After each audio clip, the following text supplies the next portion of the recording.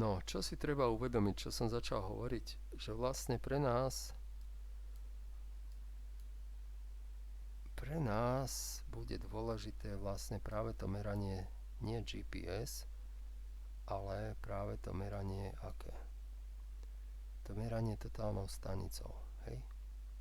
Keď tuto pozerám, že... No, čiže my teraz ideme sem do zobrazenia vrstiev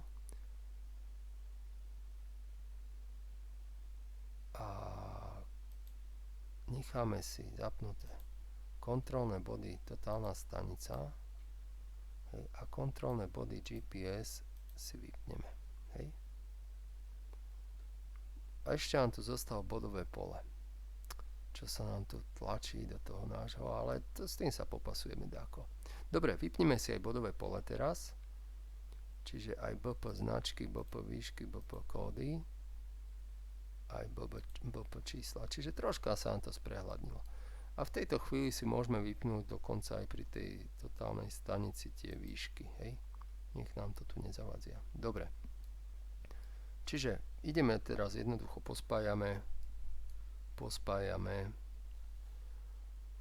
jednotlivé kolajnice čiarami. Dobre? Takže toto manažer môžem vypnúť a idem pohľadať tie moje, čiže kolajnica, kolaj 1, kolajnica A. Ideme zľava doprava, ako keby, hej, že dívame sa zhora na to, čiže toto je kolaj A, tam, kde mám tie Ačka. Dobre, dám si Smartline, to už všetci poznáme.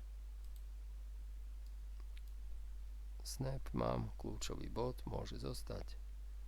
A rozmýšľam, že by sme vlastne, nedávajme joint elements, to vypníme, hej, čiže Smartline nám to už pekne pospájame, ale zvláštne ešte jedna vec je zaujímavá, že ešte si musí nastaviť vlastne tú by level, hej. Všade hore by level, lebo som mal také tenučku čiaru, takže už to ide. Takto pekne teda pospájate vašu meračku totálnou stanicou, čo ste robili. Áno, od bodu k bodu. Druhá.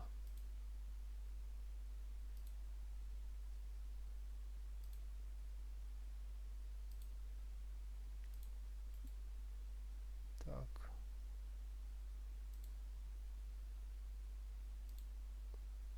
Tretia. Opa, a čo robím? Haha, už som mal byť v ktorej vrstve. Tak toto urobím.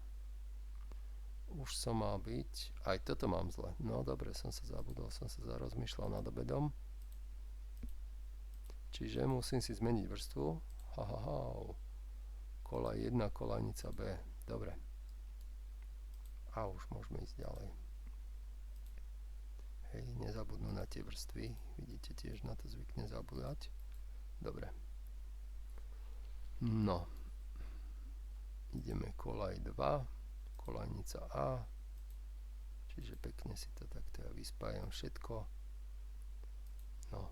Však vy si to tiež viete vyspájať. Vy si spájajte vlastne a urobte si každý len svoju skupinu a potom si to vlastne zašerujete. Dobre, pozriem koľko, 3 minúty. Ja to pauzujem toto video, keď to budem mať hotové, tak sa... No, dobre, takže už som späť. Čiže máte vyspájané kolajnice, takže toto je taký náčrt vlastne, dobre? No, a teraz urobíme ešte jednu takú vec. Vlastne v tom náčrte budete mať to bodové pole.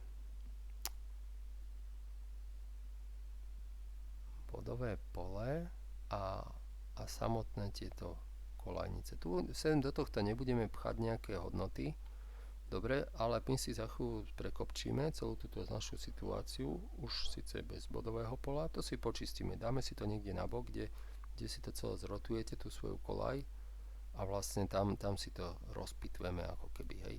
Dobre, teraz ešte, čo nám tu chýba? Ešte by sme mohli sem dať vlastne také krúžky. Môžeme to nechať aj v tej našej vrstve kolaj 1, kolajnica A a jednoducho takéto krúžočky Mám zapnutý akudrov, čiže ukáže mi priemer, hej. Nejaké také proporcionálne, nejaké gulaté číselko. Čiže toto je koľko? 16 cm polomer, toto pozerám na akudrov. Dáme tých 15 cm. Dobre, skúsme 15, ako to bude vyzerať. Dobre to bude vyzerať. Hej, keď dáme takýto náčrt, aby tam bolo vidno tú bodku, hej. Dobre, teraz si ich skopčíme. Teda, opäť pozor, ale takto, kopírovanie, pardon. Tak, šups. Pozor, treba zmeniť vrstvu potom, áno. Čiže nakopčím to na jednu kolajnicu. Šups. Tak, teraz, aby som to nemusel znova kresliť, si to dám hneď na Bčko, ale tu si dám, nastavím si čo?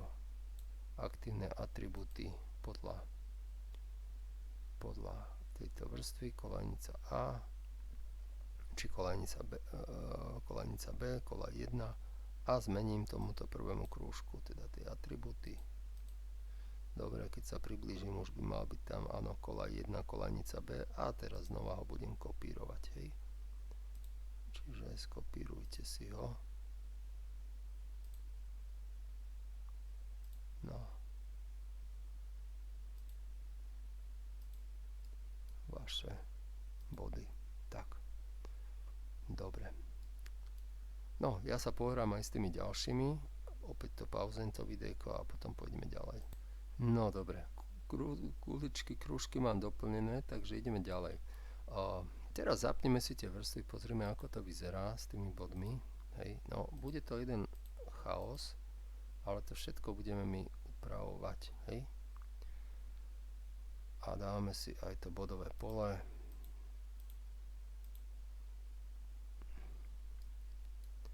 Takže takto. Dobre.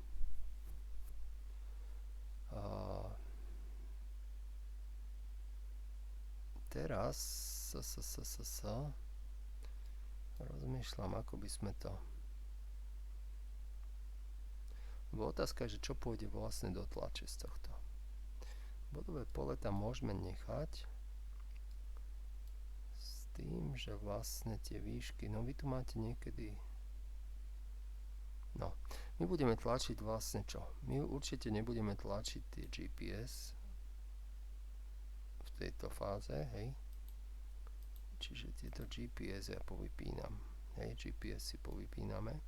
Čiže zostáva nám tu čo? Zostávajú nám tu tie naše body.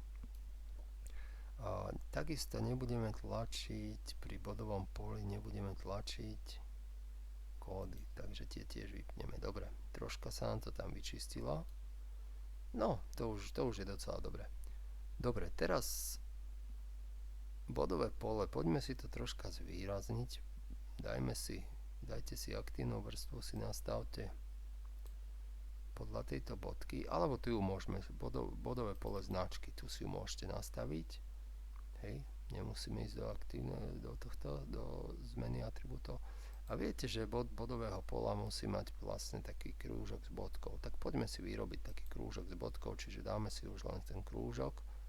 Len pozerám, že tu máme 6, hej, keď som sa dal do tej vrstvy, tak automaticky mi dal hrúbku čiary 6, tak my mu natvrdo teraz dajme jednotku a skúsme mu dať takýto krúžok s bodkou,